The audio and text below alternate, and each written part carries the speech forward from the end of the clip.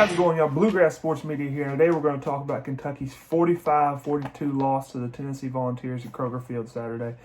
But before we get into that, I want a little bit of housekeeping notes. I will be streaming the Kentucky Duke game tomorrow. If you want to come watch the Kentucky Wildcats beat the piss out of the Duke Blue Devils with me tomorrow night, tip-off's around 9:30. I'm going to start around 9:25. So, love to have you guys. I'll post the link to my stream and all the Kentucky social media fan pages. And, love to have you guys. But let's get into the football game, man. Kentucky falls to Tennessee 45-42. There's some good and bad things to this. Good. Let's start with the good first, because the bad's going to take a while. The good thing is, Liam Coleman and Will Levis looked really, really good. Will Levis, 5 total touchdowns. Let me go to my handy-dandy notebook here. 5 touchdowns, 31 of 49 for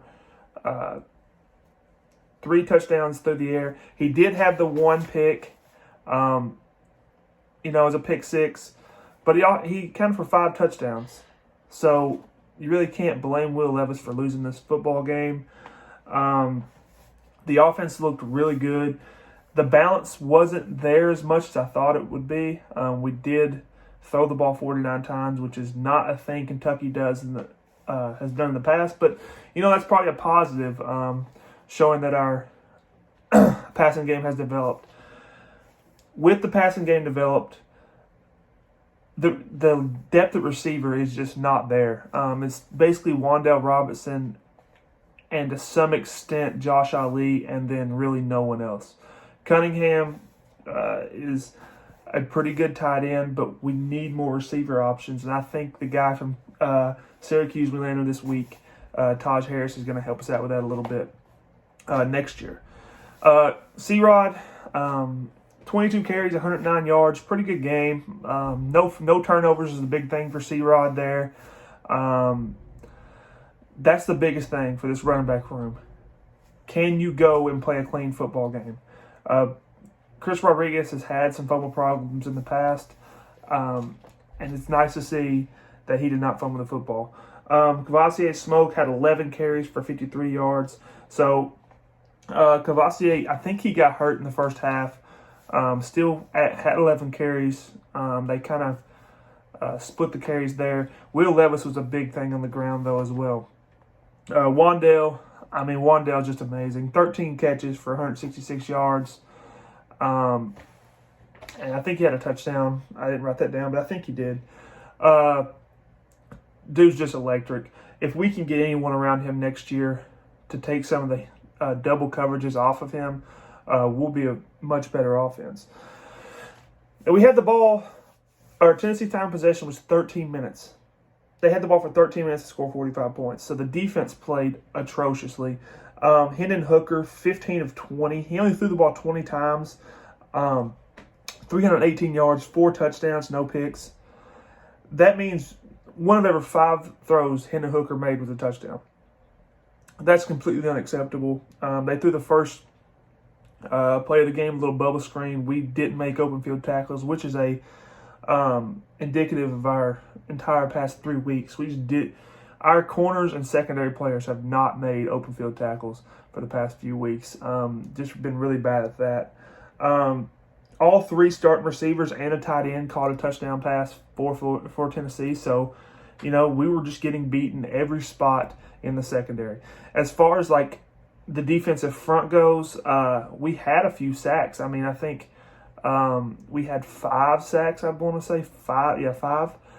We got pressure on Hendon Hooker. His athletes just seemed to be better than our athletes. I don't know why, but that's just how it seemed to be.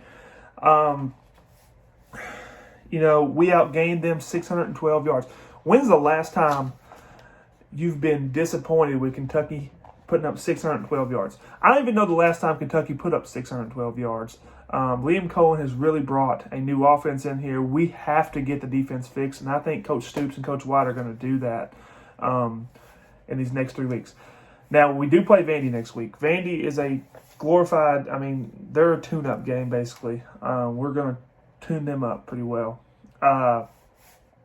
So we're going to have it's going to be a get-right game next week. Basically a get-right game the rest of the season. We have Vandy, New Mexico State, and Louisville. Louisville's looked very bad, even though they took Clemson to the wire. Clemson's not the same Clemson of old. New Mexico State is just not a good football team. And Vandy's just not a good football team. Vandy lost to an East Tennessee State team that's not a Division I football team. So we got 3 games to get tuned up before we go to the bowl game. I think we do go 9-3. I think we win these 3 games pretty convincingly. I really want to see Will Levis continue at the pace he's on right now. I think if Will Levis gives us 5 touchdowns against Vandy, 4 or 5 touchdowns, and just, I'm not even worried about him scoring 5 touchdowns. I just want to see mistake-free football. You cannot have him turn the ball over 3 or 4 times and expect to win football games. Like, we'll beat Vandy and those bad teams like that, but against top-level competition, he cannot turn the ball over. Great game against Tennessee, came up short. We had a shot at the end. A lot of the Kentucky fans are going to complain about the face mask call that was missed. It was a blatant face mask, I understand. And then it's basically a 30-yard swing because we didn't get the face mask call, and then they called unsportsmanlike conduct on Coach Stoops. That would have put us in field goal range. But, we had a shot at the end of the game to win. I mean, we converted on that 4th and 28. It was kind of a ball don't lie moment. And, when Tennessee has the ball 13 minutes and they score 45 points, it's just not in the cards, I hope Coach Stoops and Coach White get the defense right. Most of these DBs are seniors. I think the safety play is good. It's just really the corner play. I don't think we have very good tackling corners, and I don't think we have speed. We definitely play a bend, don't break defense, but at some point you have to be able to make open field tackles in that bend, don't break defense, and we just weren't able to do that against Tennessee. That's it for me, guys. Once again, like, subscribe and leave me a comment down below. Also, don't forget, streaming Kentucky Hoops tomorrow. 9:30 is tip-off. We're going to start at 9:25. Have a good day.